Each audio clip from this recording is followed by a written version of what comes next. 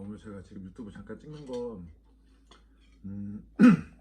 족저근막염에 대해서 조금 말씀을 드리려고 영상을 찍고 있습니다. 여러분들 족저근막염 말 그대로 플랜탈 파시아라고 하는 저희 발바닥에 보시면 이렇게 저희 원래 족궁이라는 게 있어야 되잖아요. 그러면 여기 이렇게 발바닥에 근막이라는 것들이 이렇게 있어요. 근막이라는 건 결론적으로 말씀드리면 그러니까 근육을 싸고 있는 막이라고 생각을 해주시면 편하게 생각해 주실 것 같아요. 그런데 그 족저의 근막이라고 하는 데에 뭔가의 염증성 반응이라는 것들이 생겨서 나타나는 걸 족저 근막염이라고 일단 얘기를 합니다. 자, 그러면 저희가 기본적으로 생각해 주셔야 될 게, 자, 그럼 왜 족저근막염이라는 게 생기는 거야? 라고 생각을 해 주실 수가 있으실 거 아니에요. 일단 족저근막염이라는 거는 족궁 자체가 내가 만약에 이 정도의 아치라는 것들을 일반적으로 갖고 있으면 우리가 원래 이 정도의 길이가 상대적으로 이 궁에 맞게끔 이런 식으로 만약에 됐다고 생각을 해보세요. 그러면 저희가 뭐 중력 자체, 체중 자체에 대한 부하나 이런 것들을 통해서 얘가 컴프레션이라고 하는 압박 자체를 받게 되면 뭐 이런 식으로 조금씩 늘어나겠죠. 거기가 쿠션감을 갖고. 그런데 이 쿠션감에 대한 이제 한계치라는 게 있을 거 아니에요. 이게 가장 중요한 좀 포인트입니다. 그것들이 반복적인 스트레스나 이런 긴장에 의해서 이 임계치를 딱 넘어버린다고 생각을 해주시면 될 것 같아요. 그러면 어떻게 되겠어요? 탄성력 자체를 잃어버리겠죠. 뭔가가 찢어진다거나 혹은 뭐 늘어난다거나 약간 이런 개념이 되실 수 있으실 거 아니에요. 그쵸? 자, 그러면 왜 족저근막염이 생길 수 있느냐에 대해서 이제 생각을 해보실 필요가 있는 거예요. 보는 관점은 두 가지예요. 두 가지. 신체적인 구조적인 문제가 있느냐, 혹은 내가 잘못된 체험으로 인해서 기능적인 부분에 문제가 생겼느냐, 이 두 가지 관점에서 이 문제점을 보실 수가 있다고 생각을 해주시면 될 것 같아요. 기본적으로 구조적인 관점에서 만약에 뭐 보신다고 생각을 하시면, 예, 의사분들이 보시는 거죠. 의사분들이 어떻게 보면 그 발만 봐서 이 발에 어떤 문제가 생겼느냐 기본적으로 말씀을 해주시게 되죠. 일단 뭐가 있을까요? 평발이라는 게 원인이 있어요. 자, 평발이라는 건 유전적으로도 이어질 수 있다고 얘기를 하죠. 평발이라는 게 결론적으로 뭘 말을 하시냐면요, 저희가 발이라고 하는 뼈에 보시면 저희가 뭐 이렇게 해서 아치를 지금 만들고 있는 이 발에 있으면 여기 가장 좀 바깥쪽으로 튀어나온 발의 뼈가 하나가 있어요. 그러니까 네비큘라라고 얘기하는데, 그 네비큘라 바로 밑에 보시면 이 스프링 리가먼트라고 하는 그 족궁 자체를 만들어주는 인대가 있습니다. 이 인대 자체가 뭐 남들보다 내가 조금 더 많이 늘어나 있다거나 그렇기 때문에 이 실질적으로 이제 이렇게 아치 자체가 많이 무너지게 이제 뭔가가 태생이 나타나게 되시는 거예요. 그리고 또 하나 뭐가 있을까요? 이 발바닥에 족저근에 붙어 있는 우리 족저근 근육이 있을 거 아니에요. 그 근육 자체에 어떠한 특이한 탄력성이나 이런 것들을 많이 잃어버리게 되시는 거죠. 그리고 이제 한 가지 더, 기능적 평발이라고 하는 또 문제를 갖고 있는 친구들이 있어요. 그런 친구들은 뭐냐면, 내가 발바닥을 이렇게 바닥에 디뎠을 때 이렇게 족궁 자체가 약간씩 무너지는 거예요. 그러니까 운동선수들한테 조금 많이 나타날 수 있는 증상들, 뭔가 러닝을 많이 한다거나 이렇게 해서 발바닥 자체에 반복적인 컴프레션이나 이런 것들을 주는 친구들 자체가 이렇게 족궁 자체가 어떻게 내가 바닥을 닿았을 때 이렇게 기능적으로 이상이 생긴다고 생각을 해주시면 될 것 같아요. 이거를 이제 내가 평발이냐 평발이 아니냐에 대한 테스트를 해줄 때는 저희가 기본적으로 페이즈 라인이라는 게 있어요. 우리 내측 이 발 여기 보시면 여기 멜리올로스라고 하는 이 복숭아 뼈와 그리고 여기 네비큘라 튀어나온 데, 그리고 여기 엄지발가락 끝 라인에 튀어나온 여기 라인을 일직선으로 이렇게 그었을 때 이 네비큘라에 대한 라인이 여기 이 두 가지 선을 기준으로 하셨을 때 만약에 많이 처지게 되면 약간의 이제 발에 대한 아치나 이런 것들이 좀 많이 무너져 있다고 생각을 해주시고요. 그게 일단 기본적으로 일직선이 되어 있어야 돼요. 그 페이스 라인이라고 하는 게 뭔지는 나중에 조금 말씀을 드리겠습니다. 일단 기능적 평발은 사실 구조적인 문제는 아니에요. 반드시 이해하셔야 됩니다. 자, 그럼 반대편 쪽에서 이제 기능적으로 이상이 생긴 친구들, 뭐가 있을까요? 저희가 이제 잘못된 체형, 골반의 뭐 문제, 뭐 이런 기타 등등 이런 것들을 이제 봐주셔야 될 거잖아요. 그러면 자, 저희가 기본적으로 외반슬이라고 하는 제니우 벨지엄이라고 하는 특성을 갖고 있는 친구들, 이런 친구들은 무릎이 안쪽으로 이렇게 모여서 들어오는 친구들입니다. 그러면 실질적으로 기본적으로 우리의 다리에 대한 무게중심은, 그러니까 신체 분절에 대해서 우리가 체중을 지지하는 쪽은 이렇게 이 안쪽으로 디디시는 게 아니고 이 바깥쪽으로 이렇게 디디시게 되시는 거예요.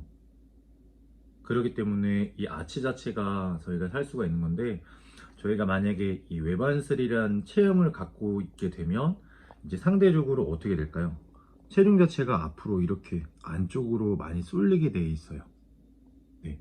그러면 아까도 말씀드렸지만 저희가 발바닥이 이런 식의 형태를 가져서 체중에 대한 분산을 이 바깥쪽으로 가져갔을 때의 이 안쪽이 받는 컴프레션에 대한 스트레스에 대한 비율과 이게 무너졌을 때의 이 스트레스에 대한 비율, 이 당연히 어떻게 될까요? 다르겠죠. 그렇기 때문에 상대적으로 이쪽으로 디디는 이 스트레스에 대한 비율 자체가 커지기 때문에 상대적으로 이제 계속적으로 스트레스 자체가 누적이 되는 거예요. 그래서 이 우리가 병명을 볼 때는 이 외력에 대해서 갑작스럽게 자극이 들어왔을 때의 어큐트한 증상이라고 말하는 것들에 대해서 병명을 보는 것과 크로니컬이라고 해서 이제 계속적인 이런 반복적인 누적에 의해서 만성적 갑자기 막 이렇게 조금에 대한 스트레스가 계속적으로 들어오다가 얘네가 아까도 말씀드렸던 처음에 말씀드렸던 그 임계치 팡 터져버리는 거죠. 그러면 어떻게 될까요? 네. 그래서 그 문제가 일단 첫 번째로 외반슬이 적인 문제가 이렇게 체형 자체가 족궁 자체를 무너뜨리게 만들어서 무릎이 안으로 이제 쏠림에 의해서 체중에 대한 분산이 명확하게 저희 대퇴골두를 통해서 무릎, 그러니까 전강뼈라고 하는, 그러니까 대퇴골두를 사실 이렇게 일직선을 찌르고 그게 전강뼈, 저희 종아리뼈, 그리고 전강뼈, 티비아와 피블라, 그래서 그 티비아로 이렇게 그 신체 분절이 나눠지는 그 선이 들어가서 정확하게 발바닥이 약간은 뒤쪽 방향으로 그게 딱 이렇게 들어가게 떨어져야 되는데 그게 안 되니까 무너져서 생기는 그런 것들. 이런 친구들 같은 경우에는 이제 기본적으로 또 문제가 많이 있겠죠. 외반슬도 외반슬적으로 좀 봐줘야 될 부분이 있지만 일단 오늘 같은 경우에는 일단 생기는 원인에 대해서만 조금 말씀을 드리겠습니다.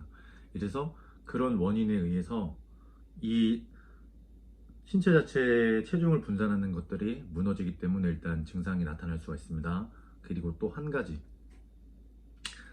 체중 자체가 만약에 앞으로 조금 뭐 쏠리거나 이제 배가 많이 나오신다거나 약간 이제 배가 많이 나오신다거나 혹은 골반 자체가 조금은 전방 경사를 하게 되면 우리가 기본적으로 머리에서 이렇게 신체 분절에 해서 이제 중력 방향으로 이렇게 명확하게 떨어질 거 아니에요. 내가 만약에 골반에 대한 전방 경사가 발생이 되게 된다? 그러면 허리가 조금 더 이런 형태로 요추가 만약에 이렇게 꺾이게 될 겁니다. 그러면 상대적인 무게중심이 앞으로 이렇게 쏠리게 돼요. 그러면 우리 신체 분절에 대한 무게중심은 항상 이 정적인 위치에 있는데 여기가 이 두 발이라고 생각을 해보시면 여기 정도에 떨어져 있다고 생각을 해주셔야 되는데 얘가 상대적으로 이렇게 앞으로 조금 이동했다고 생각을 해볼게요. 그러면 이 이동한 무게중심 자체를 어떻게 하려고 하겠어요? 저희 발이 이렇게 눌러서 다시 내가 원래 위치로 돌아가게끔 만들겠죠. 처음에 했던 그 비슷한 외반슬적인 체형에 인해서 신체 분절이 앞쪽으로 몰려서 된 것과 이번에는 앞으로 나가는 체중을 막으려고 발바닥 플랜탈 플렉션이라고 하는 이 발바닥을 누르는 그 힘이 상대적으로 계속적인 스트레스를 받기 때문에 이렇게 뒤로 몸을 만들어 줄 거 아니에요. 그러면 어떻게 될까요? 상대적으로 저희가 앞발을 누르고서 이 버텨주는 이 근육들이 계속적인 스트레스를 받게 될 거 아니에요. 그죠? 그죠? 아닌가요? 맞습니다. 게다가 발바닥 자체를 누르는 근육들이 어떻게 될까요? 수축이완이라는 동작이 잘 일어나질 않게 돼요. 예, 상대적인 비율을 말씀드리는 겁니다. 그러면 그 발바닥을 누르려고 하는 근육들은 계속적으로 경직 상태를 이루어내게 될 거고요. 그러면 근육 자체가 어떻게 돼요? 이렇게 굳어버리겠죠. 그럼 내가 원래 뭐 이만큼 늘어날 수 있는 걸 내가 근육 자체가 이만큼으로 이제 경직이 되게 되면 그만큼의 벌어질 수 있는 그 정도가 더 적게 되는 거예요. 승모근 기본적으로 이제 왜 이렇게 부어오르는지 모르시는 분들도 있겠지만 기본적으로는 승모 자체가 부어오르는 건 수축이완 자체의 반복적인 동작으로서 내 근육을 형성돼서 만드는 게 아니라 여기가 계속적으로 굳어버려서 생기시는 거예요. 그래서 저희가 근육을 움직이기 위해서는 저희 자체의 뭐 이런 호르몬들이나 이런 것들이 계속적으로 분비가 될 거 아니에요. 그냥 좀 쉽게 말씀드리면 뭐 아세틸콜린이나 친구들에게 막 이렇게 계속적으로 뭔가를 분비시키게 되면 칼슘 자체도 뭐 계속적으로 이렇게 분비가 되고 다시 뭐 빠지고 이런 반복적인 과정이 돼야 되는데 그 과정 자체가 일어나지를 않는 거예요. 그냥 진짜 단순하게 말씀드려서 그렇습니다. 그러면 어떻게 되겠어요? 이렇게 굳어버리는 거예요. 똑같아요. 발바닥도 그러면 근육에 대한 재기리의 기능을 못하기 때문에 경직이 돼버리게 되는 거고, 그러면 이제 당연히 스트레스를 많이 받다가 어느 순간 되면 이렇게 빵 폭발적으로 나오게 되는 겁니다. 자, 그런 친구들의 문제는 또 뭘까요? 종아리가 두껍다는 얘기입니다. 종아리가 상대적으로. 왜요?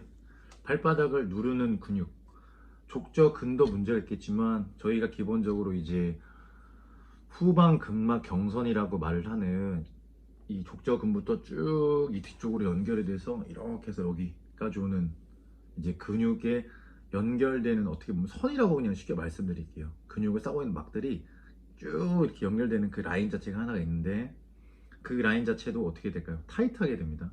그래서 발바닥을 누르는 이 스트레스가 엄청나게 반복되다 보니까 발목 자체의 움직임도 없게 돼요. 왜 그러냐면 계속적으로 발바닥을 누르고 있으면 이 발바닥에 대한 근육뿐만 아니라 저희 비복근이나 혹은 뭐 족척근이 될 수도 있고 뭐 가자미근이 될 수도 있고, 일단 발바닥 자체를 이렇게 바닥 쪽으로 누르려고 하는 이 근육 자체가 다 타이트하게 된 거잖아요. 어떻게 보면 많이 쓰이시는 거예요. 그럼 당연히 이 위쪽에 뭐가 있을까요? 저희가 발을 이렇게 뒤로 넘겨주는 정경골근이나 혹은 발가락 자체를 넘겨주는 뭐 익스텐설 머슬이라는 것들이 있는데 그 친구들이 상대적으로 이제 활동을 안 할 거 아니에요. 그러면 이제 문제가 생기시는 거겠죠. 자, 그러면 어떻게 해주셔야 될까요? 궁금하시죠? 이거는 이 두 가지가 일단 가장 근본적인 문제인 겁니다. 체형적인 불균형에서 발생되는, 외반슬적인 체형에서 체중 자체의 중심이 안쪽으로 몰려서 생기는, 그게 반복적인 스트레스에 의한 생기는 것들, 그리고 무게중심 혹은 골반에 대한 전방경사, 그러니까 무게중심의 변형을 일으키는 것은 체중이 될 수도 있고요, 골반에 대한 심한 전방경사가 될 수도 있고요, 기타 뭐 다양한 기능들이 있겠지만 일단 대표적으로는 이 두 가지 정도를 보려고 합니다. 그러면 어떻게 이걸 해결해 줘야 될까요? 결과론적인 값을 가지고 나서 해결하는 건 사실 의미가 없어요. 원인 자체가 해결이 안 된 거잖아요. 네. 어렸을 때부터 저희가 뭐 족저 근막염이나 이런 거 갖고 있었습니까? 전혀 아니란 얘기예요. 보는 관점 자체를 의학적으로도 보는 걸 좋지만 의학적인 것들로 해결이 안 되는 것들, 뭐 특히 저희 뭐 원인 자체가 잘 안 나오는 것들은 신드롬이라고 얘기를 하잖아요. 한편으로는 대체의학적인 이 관점 자체 내에서 과연 뭐가 나를 이렇게 만들었을까에 대한 원인을 풀으셔야 됩니다. 그래서 그걸 바탕으로 내 어떤 이런 문제점이나 이런 것들이 나를 지금 이 상황에 만들어놨는가를 조금은 생각해 주실 필요가 있고, 다음 영상 때는 어떻게 이 문제를 접근하고 해결을 해 줘야 되는지 방법들도 한번 영상을 찍어서 올려보도록 하겠습니다. 일단 오늘 갑자기 생각이 나가지고 일단 말씀드렸어요. 그래서 첫 번째 구조적인 원인으로 생긴 것들, 그리고 이 기능적인 문제로 생긴 원인들을 기본적으로 생각해 주시면 될 것 같습니다. 다음번에는 이거를 해결하는 영상을 조금씩 이제 만들어 보겠습니다. 오늘의 영상은 여기까지입니다. 감사합니다.